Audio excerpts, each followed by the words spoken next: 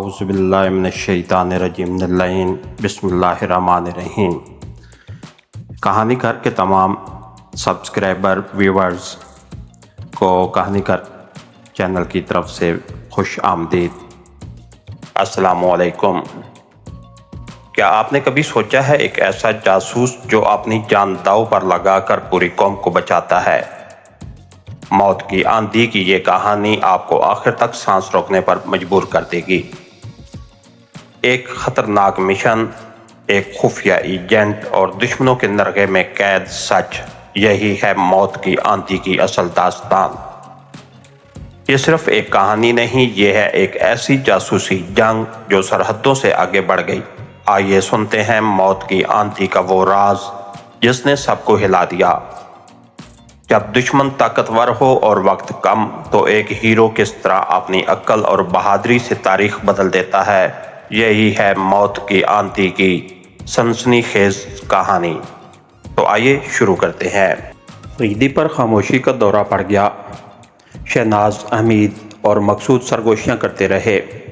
فریدی کبھی اٹھ کر ٹہلنے لگتا اور کبھی بیٹھ جاتا۔ اس نے کئی بار تہہ خانے کا ڈھکن ہٹانے کی کوشش کی مگر ناکام رہا۔ آخر اس نے ہمیں کیوں اس جوئے دان میں بند کر دیا ہے؟ حمید نے پوچھا۔ تاکہ منمانی حرکتیں کر سکے، فریدی نے کہا۔ ہمارے خلاف کیپٹن خاور کی رپورٹ تقویت دینے کے لیے ہمارے اس طرح غائب ہو جانے پر افسروں کا شبہ بھی یقین میں بدل جائے گا اور وہ کیپٹن خاور کے صحیح قاتل کا پیچھا چھوڑ کر ہماری تلاش شروع کر دیں گے۔ کیا کیپٹن خاور کی کوئی رپورٹ آپ کے خلاف ہے؟ شہناز نے پوچھا۔ ہاں، اس کا تعلق تمہاری ذات سے ہے۔ اس نے یہ رپورٹ کی تھی کہ تم اس کی خالہ زاد بہن اور منگیتر ہو اور ہم لوگ تمہیں پریشان کرتے ہیں۔ فریدی نے کہا۔ اف میرے خدا، اس کتے نے میری دانستگی میں کیا کیا کر ڈالا۔ شہناز دانت پیس کر بولی۔ تم آخر اس کے ساتھ رہتی ہی کیوں تھی؟ حمید جھلا کر بولا۔ پھر تم نے بکواس کی۔ فریدی نے حمید کو گھور کر دیکھا۔ بھلا میں کیا کر سکتی تھی؟ ٹھیک ہے، فریدی ہاتھ اٹھا کر بولا۔ پھر خاموشی چھا گئی۔ فریدی اٹھ کر زینوں کی طرف چلا گیا۔ اس کا خیال تھا کہ ایک بار پولیس اس کی تلاش میں بھی وہاں ضرور آئے گی۔ وہ اوپر کے آخری زینے پر بیٹھ گیا۔ گھڑی نے 6 بجائے اور وہ مایوس ہو کر لوٹ آیا۔ تہہ خانے میں بالکل اندھیرا چھا گیا۔ فریدی نے دیا سلائی جلائی، طاق پر ایک موم بتی رکھی تھی، اس نے اسے روشن کر دیا۔ رات بھی ہو گئی، حمید مایوسی سے بولا، اور صبح بھی ہو جائے گی۔ فریدی مسکرا کر بولا۔ آپ کو تو ہر وقت مزاق سوچتا ہے، اب یہاں اس حالت میں مزاق کے علاوہ اور چارہ ہی کیا رہ جاتا ہے؟ فریدی نے کہا۔ تو آپ کو کوئی پریشانی نہیں؟ شہناز نے پوچھا۔ پریشانی کس بات کی؟ فریدی نے کہا۔ یہاں فرش پر سونے میں تھوڑی سی تکلیف ضرور ہوگی اور شاید حمید کو بھوک بھی ستائے۔ ہم نے کل رات سے کھانا نہیں کھایا، مقصود بولا۔ یہ چیز تکلیف دہ ہے، فریدی کچھ سوچتا ہوا بولا۔ کسی نہ کسی وقت پولیس یہاں ضرور آئے گی۔ تہہ خانے میں؟ حمید نے چونک کر پوچھا۔ ٹھہرو، مجھے کچھ آہٹ معلوم ہو رہی ہے۔ فریدی نے ہاتھ اٹھا کر انہیں چپ رہنے کا اشارہ کیا، پھر وہ اٹھ کر آہستہ آہستہ تہہ خانے کے زینوں پر چڑھنے لگا۔ اوپر کمرے میں کئی قدموں کی آہٹ معلوم ہو رہی تھی۔ حمید بھی فریدی کے پیچھے پیچھے چلا آیا تھا۔ کون ہو سکتا ہے؟ حمید نے آہستہ سے پوچھا۔ کوئی بھی ہو، فریدی نے کہا، میں یہ ڈھکن پیٹنے جا رہا ہوں۔ اگر پولیس ہوگی تو ضرور اس طرف متوجہ ہو جائے گی، اور اگر مجرم ہوئے تو خیر۔ فریدی نے تہہ خانے کے ڈھکن کو دونوں ہاتھوں سے پیٹنا شروع کر دیا۔ قدموں کی آہٹ رک گئی۔ وہ بس دستور اس تختے کو پیٹتا رہا۔ تھوڑی دیر کے بعد اسے ایسا معلوم ہوا جیسے اوپر سے بھی کوئی اسے پیٹ رہا ہو۔ شاید مجرموں نے اس تختے میں کیلیں جڑ دی تھیں، پولیس جنہیں اکھاڑ رہی ہے، یا پھر کیلیں جڑنا بھول گئے تھے، اب جڑ رہے ہیں۔ بہرحال جو کچھ بھی ہو، ہمیں کسی خاص بات کے منتظر رہنا چاہیے، فریدی نے کہا۔ وہ دونوں نیچے اترے۔ بدستور ہتھوڑے چل رہے تھے اور پھر چڑچڑاہٹ کی آواز آئی۔ فریدی اچھل پڑا۔ زینوں پر کئی قدموں کی آہٹ سنائی دی اور انسپکٹر جگدیش کا چہرہ دکھائی دیا۔ اوہ میرے باپ، جگدیش چیخ کر بولا۔ یہاں تو جانی پہچانی صورتیں نظر آ رہی ہیں۔ فریدی آہستہ سے اٹھ کر آگے بڑھا۔ ارے آپ بھی ہیں؟ جگدیش آنکھیں پھاڑ کر بولا۔ جی، فریدی نے ہونٹ بھینچ کر کہا اور جگدیش کو اس طرح گھورنے لگا جیسے اچانک حملہ کر بیٹھے گا۔ جگدیش لڑکھڑا کر پیچھے ہٹ گیا۔ تم نے پہلی بار کس طرح تلاشی لی تھی؟ فریدی نے اسے پوچھا۔ اچھی طرح، اسی طرح، فریدی نے شہناز اور مقصود کی طرف اشارہ کر کے کہا۔ لیکن آپ لوگ یہاں پہنچے کیسے؟ جگدیش نے پوچھا۔ اوپر چلو، فریدی نے کہا اور زینے کی طرف بڑھ گیا۔ کمرے میں پہنچتے ہی سب سے پہلے اس کی مڑ بھیڑ اپنے محکمے کے سپرنٹینڈنٹ سے ہوئی کہ یہ صاحب پوسٹ مارٹم کی رپورٹ کا کیا رہا؟ فریدی نے اسے پوچھا۔ تمہارا خیال صحیح تھا، سپرنٹینڈنٹ نے منہ سکوڑ کر کہا، لیکن تم یہاں کیا کر رہے تھے؟ مکھیاں مار رہا تھا، فریدی سنجیدگی سے بولا۔ دفتر میں چونکہ کافی صفائی رہتی ہے اس لیے وہاں زیادہ تعداد میں مکھیاں دستیاب نہیں ہوتیں۔ فریدی آگے بڑھا، لیکن دوسرے ہی لمحے میں اسے لوٹنا پڑا۔ دوسرے کمرے میں اس کے محکمے کے ڈی آئی جی اور سول پولیس کے کچھ اعلیٰ افسر بھی موجود تھے۔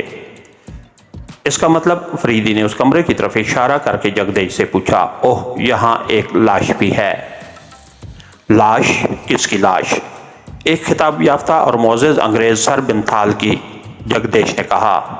اوہ، فریدی نے آہستہ سے کہا، اس کی آواز میں مایوسی تھی۔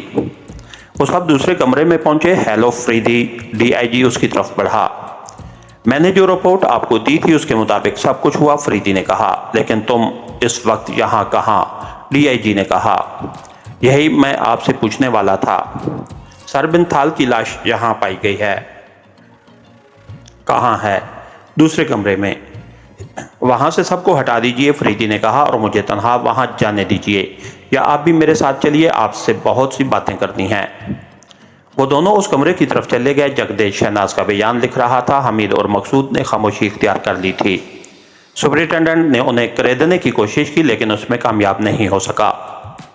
تھوڑی دیر بعد فریدی منہ لٹکائے ہوئے کمرے سے واپس آیا۔ اس کے چہرے پر مایوسی اور ناکامی کے بادل چھائے ہوئے تھے۔ کیا بات ہے؟ حمید نے آہستہ سے پوچھا۔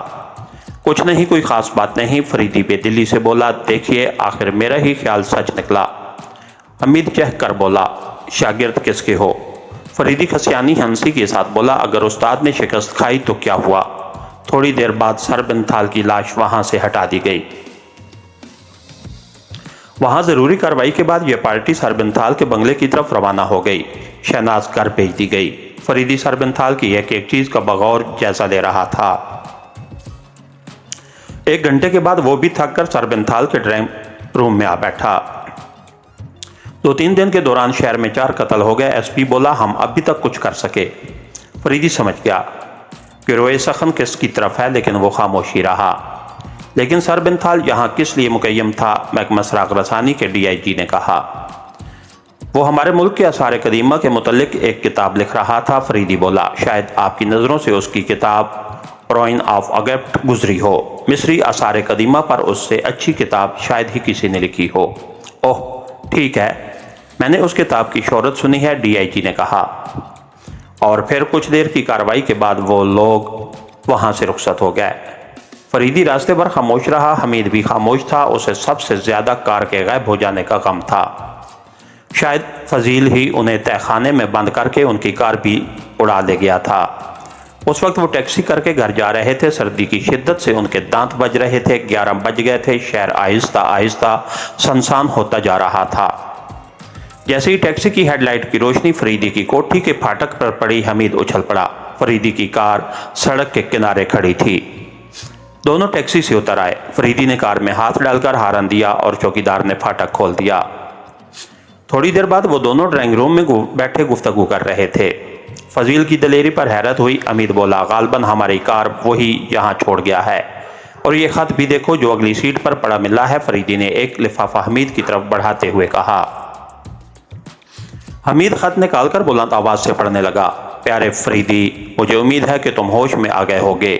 یاد رکھو کہ میرے پیچھے پڑنے کا نتیجہ موت ہے۔ میں بہادروں کی قدر ضرور کرتا ہوں، لیکن ایک حد تک۔ یہاں کسی دلیر نے کم از کم میرے معاملے میں ان حدود سے قدم نکالا، میں اسے معاف کرنا چھوڑ دیتا ہوں۔ سر بنتھال کا حشر دیکھو اور عبرت پکڑو۔ اسے تو میں کسی حالت میں بھی معاف کر ہی نہیں سکتا تھا، کیونکہ اسے رومال کا راز معلوم تھا اور وہ اسے حاصل کرنے کی کوشش بھی کر رہا تھا۔ میں تمہارے ملک سے جا رہا ہوں، بالکل اسی طرح یہاں سے نکل جاؤں گا جس طرح تمہارے مستحکم ترین تہہ خانے سے نکل گیا تھا۔ اگر تمہیں میری قید میں کچھ تکلیف ہوئی ہو تو معاف کرنا، مجھے افسوس ہے کہ تمہیں وہاں دن بھر بھوکا رہنا پڑا۔ فضیل یا کچھ بھی تم سمجھو۔ نوٹ واضح رہے کہ مصر کے جاسوس علی فضیل سے میرا کوئی تعلق نہیں۔ حمید خط ختم کرنے کے بعد تحیر آمیز نظروں سے فریدی کی طرف دیکھنے لگا۔ یہ چوٹ زندگی بھر یاد رہے گی، فریدی ہنس کر بولا۔ آخر یہ فضیل ہے کون؟ حمید نے پوچھا۔ خدا جانے، لیکن ہے دلیر آدمی۔ لیونارڈ اور جابر کے بعد یہ دوسرا آدمی ملا ہے جس نے مجھے اتنی ذہنی اور جسمانی ورزش پر مجبور کیا، فریدی نے کہا اور اٹھ کر ٹیلی فون کے نمبر ملانے لگا۔ ہیلو، کون بول رہا ہے؟ اچھا جگدیش، میں ہوں فریدی۔ دیکھو، ٹیوی اور اس کے لواحقین کو سربنتھال کے قتل کی خبر شائع ہونے سے پہلے ہی حراست میں لینے کی کوشش کرو۔ ان سے سربنتھال کے متعلق بہت سی باتیں معلوم ہو سکیں گی۔ اوہ اچھا، اگر اسی وقت انہیں پکڑ سکو تو بہتر ہے۔ میں صبح آؤں گا، کم از کم انہیں رات پر حوالات میں ضرور رکھو۔ اچھا، شب بخیر، فریدی نے ریسیور رکھ دیا۔ بھائی اب تو سونا چاہیے، فریدی جمائی لیتا ہوا بولا۔ دوسرے دن صبح ہی فریدی اور حمید کوتوالی پہنچے۔ ٹیوی اور اس کی بیوی حوالات میں تھے۔ کیا ان کے علاوہ کوئی اور نہیں ملا؟ فریدی نے جگدیش سے پوچھا۔ گھر میں یہی دونوں تھے، جگدیش نے جواب دیا۔ فریدی ٹیوی اور اس کی بیوی کی طرف متوجہ ہوا۔ ٹیوی کی بیوی حمید کو گھور رہی تھی۔ کیا یہی وہ آدمی ہے جو اس رات تمہارے گھر کی لائٹ فیوز کر کے نکل بھاگا تھا؟ فریدی نے اسے پوچھا۔ ہاں یہی تھا، عورت بولی۔ تم سربنتھال کو جانتے تھے؟ فریدی نے ٹیوی سے پوچھا۔ ہاں، وہ کون تھا؟ میں نہیں جانتا۔ کیا سربنتھال نے تمہیں اس کے متعلق کوئی اطلاع دی تھی؟ ہاں۔ کس وقت؟ دوپہر کو۔ اس رات تمہارے گھر میں وہ دوسرے آدمی کون تھے اور وہ اب کہاں ہیں؟ لیفٹیننٹ مارگن اور کیپٹن خاور۔ لیفٹیننٹ مارگن کل انگلینڈ گیا۔ کس وقت؟ شام کو۔ لیفٹیننٹ مارگن سربنتھال کو جانتا تھا؟ ہاں۔ تمہارا سربنتھال اور ان دونوں سے کیا تعلق؟ ہم تینوں دوست تھے۔ تمہارے دو دوستوں کا تو خاتمہ ہو گیا، فریدی نے کہا۔ کیپٹن خاور سے تم لوگوں کی دوستی کتنی پرانی تھی؟ زیادہ پرانی نہیں، ٹیوی بولا۔ شاید آج سے ایک ہفتہ قبل سربنتھال نے کلب میں اس سے میرا تعارف کرایا تھا۔ سربنتھال نے تمہیں یہ بھی بتایا تھا کہ وہ اس بے ہوش آدمی کو تمہارے سپرد کیوں کرنا چاہتا ہے؟ ہاں، اس نے کہا تھا کہ وہ اپنے ایک دشمن کو لائے گا جسے مجھے حراست میں رکھنا پڑے گا، یہ جانتے ہوئے بھی کہ یہ جرم ہے۔ تم نے ایسی حرکت کا ارادہ کیوں کیا؟ فریدی نے کہا۔ میں جرم کی سزا بھگتنے کے لیے تیار ہوں، ٹیوی بیزاری سے بولا۔ تم کیا کرتے ہو؟ اینڈرس میں مینیجر ہوں۔ تمہاری بیوی کو تمہاری اس حرکت کی اطلاع تھی؟ نہیں۔ کیا تم یہ بتا سکتے ہو کہ سربنتھال کے قتل میں کس کا ہاتھ ہو سکتا ہے؟ میں بھلا اس کے متعلق کیا بتا سکتا ہوں؟ اس کا کوئی دشمن میں یہ بھی نہیں جانتا۔ لیکن ابھی تم نے اس کے کسی دشمن کا تذکرہ کیا تھا۔ ہاں، لیکن میں نے پہلے ہی کہہ دیا کہ سربنتھال نے مجھے اس کے متعلق کچھ نہیں بتایا تھا۔ مگر تم نے ابھی اس کا اقرار کیا ہے کہ تم اسے کاندھے پر لاد کر گھر میں لے جا رہے تھے، لیکن میں اس کی صورت نہیں دیکھ سکا تھا۔ اوہ، لیفٹیننٹ مارگن یہاں کب سے مقیم تھا؟ 1 ماہ سے۔ کیوں آیا تھا؟ مجھ سے ملنے اور شکار کھیلنے۔ کیپٹن خاور اور لیفٹیننٹ مارگن کو سربنتھال کی اس رات والی حرکت کی اطلاع تھی، صرف لیفٹیننٹ مارگن جانتا تھا۔ کیپٹن خاور اس وقت تمہارے یہاں کیا کر رہا تھا؟ ہم تینوں فلیش کھیل رہے تھے، تم ایک دوسرے جرم کا اعتراف کر رہے ہو، فریدی مسکرا کر آنکھ مارتا ہوا بولا۔ ٹیوی خاموش ہو گیا۔ پھر فریدی اس کی بیوی کو الگ لے گیا اور کافی دیر تک اس سے گفتگو کرتا رہا۔ جب وہ پلٹ کر پھر ٹیوی کی طرف آیا تو ٹیوی نے پوچھا، ہمیں حوالات میں کیوں رکھا گیا ہے؟ محض اس لیے کہ تم لوگ سازش کر کے ایک آدمی کو اپنے گھر میں بند رکھنا چاہتے تھے، فریدی نے کہا اور کوتوالی سے چل دیا۔ حمید کو حیرت تھی کہ آخر وہ اسے اپنے ساتھ کیوں نہیں لے گیا۔ 10 بجے حمید دفتر چلا گیا۔ وہاں بھی فریدی سے ملاقات نہ ہوئی۔ حمید کی سمجھ میں نہیں آ رہا تھا کہ فریدی اب کیا کر رہا ہے۔ شہر کے سارے اخبارات میں سربنتھال کے حیرت انگیز قتل کی داستانیں شائع ہوئی تھیں۔ بعض اخباروں نے رومال کا بھی حوالہ دیا تھا اور لکھا تھا کہ دلکشا ہوٹل سے لے کر سربنتھال تک جتنے بھی قتل ہوئے ان کے پیچھے ایک منظم سازش کام کر رہی تھی۔ پولیس 2 افراد کی تلاش میں ہے، ایک جبار اور دوسرا ایک غیر ملکی جس کا صحیح نام پولیس کو بھی نہیں معلوم ہو سکا۔ چند اخباروں نے محکمہ سراغ رسانی پر بھی ہلکی پھلکی چوٹیں کی تھیں۔ سپرنٹینڈنٹ صاحب کافی بشاش نظر آ رہے تھے۔ انہوں نے ڈی آئی جی سے مشورہ کر کے یہ کیس دوسرے انسپیکٹر کے سپرد کر دیا۔ حمید نے یہ چیز شدت سے محسوس کی، مگر وہ خاموش رہا۔ کر ہی کیا سکتا تھا؟ تھوڑی دیر بعد اسے سپرنٹینڈنٹ نے بلوایا۔ فریدی کہاں ہے؟ سپرنٹینڈنٹ نے پوچھا۔ مجھے علم نہیں۔ تم جانتے ہو؟ اب میں کس طرح عرض کروں؟ اس کیس کے چند ضروری کاغذات اس کے پاس ہیں۔ میرا خیال ہے کہ وہ تفتیش ہی کے سلسلے میں کہیں گئے ہیں، حمید نے کہا، لیکن میں نے یہ کیس دوسروں کے سپرد کر دیا ہے۔ लेकिन फरीदी साहब को इसका क्या इल्म, अब हो जाएगा इल्म। सुपरिटेंडेंट ओंठ खींच कर बोला, जाओ जाकर अपना काम करो। तकरीबन 2 बजे फरीदी ऑफिस पहुंचा। वो अभी बैठने भी नहीं पाया था कि सुपरिटेंडेंट ने उसे अपने कमरे में तलब कर दिया। उस केस के कागजात दाखिल कर दो, सुपरिटेंडेंट ने कहा। मैं आपसे कई बार अर्ज कर चुका कि बस। सुपरिटेंडेंट हाथ उठाकर बोला, मैं डीआईजी के हुक्म के मुताबिक ऐसा कर रहा हूं, ये लो उनकी तहरीर। सुपरिटेंडेंट ने एक कागज फरीदी की तरफ बढ़ा दिया। ओह, फरीदी उसे पढ़ चुकने के बाद सुपरिटेंडेंट की तरफ देखने लगा। सुपरिटेंडेंट तंजिया अंदाज में मुस्कुरा रहा था। ये लीजिए, फरीदी ने कुछ कागजात जेब से निकालकर मेज पर डाल दिए। सुपरिटेंडेंट उन्हें बगौर देखने लगा। फरीदी जाने के लिए उठा, बैठ जाओ। सुपरिटेंडेंट बोला, अब तक की तफ्तीश की रिपोर्ट कहाँ है? इन्हीं कागजात में है।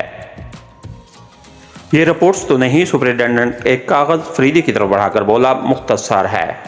यही मेरा तरीकाकार है। फरीदी लापरवाही से बोला, मैं किसी केस को ख़त्म करने के लिए ही मुकम्मल रिपोर्ट लिखा करता हूँ। अब तक की रोईदाद लिख दो, सुपरिटेंडेंट बोला। फरीदी ने अपने लिखे हुए नोट वाला कागज उठाकर जेब में रख लिया और एक सादे कागज पर लिखने लगा। मुकम्मल रिपोर्ट यह है कि इस केस में बुरी तरह नाकामयाब रहा। कोई ऐसा वाक़या पेश नहीं आया जिससे पै दर पै कत्ल के वाक़यात से कोई निस्बत दी जा सके।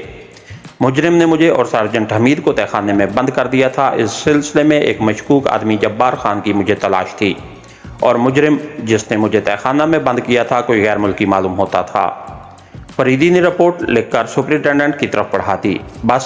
सुपरिटेंडेंट ने तंज अमेज अंदाज में उसकी तरफ देखकर कहा, जी हाँ, मैं मुफस्सिल रिपोर्ट चाहता हूँ। मैंने सब कुछ लिख दिया है, तफसील नहीं है। और ज़्यादा कागज़ ख़राब करने से क्या फ़ायदा? फरीदी ने संजीदगी से कहा।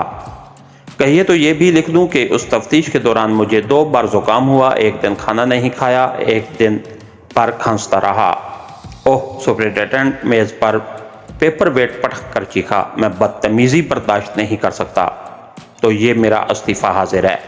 फरीदी ने जेब से एक तह किया हुआ कागज़ निकालकर मेज़ पर डाल दिया और मुस्कुराता हुआ कमरे से निकल गया। हमीद की मेज़ के करीब जाकर बोला, अपना इस्तीफ़ा लिखो। अरे क्यों? हमीद उछल कर बोला, हम अब इस महकमे में काम नहीं करेंगे, फिर पुराने कोटों की तिजारत करेंगे। फरीदी ने बड़ी संजीदगी से कहा। दफ्तर के लोग उसके गिर्द इकट्ठे हो गए मगर वो ऊट पटांग बातें करता रहा। इसके साथ ही हमारी आज के एपिसोड का इख्तिताम हुआ। कहानीगर चैनल को लाइक कीजिए, सब्सक्राइब कीजिए और बेल आइकन को प्रेस कर दीजिए ताकि हर आने वाली नई वीडियो आप तक बर वक्त पहुँच सके। शुक्रिया।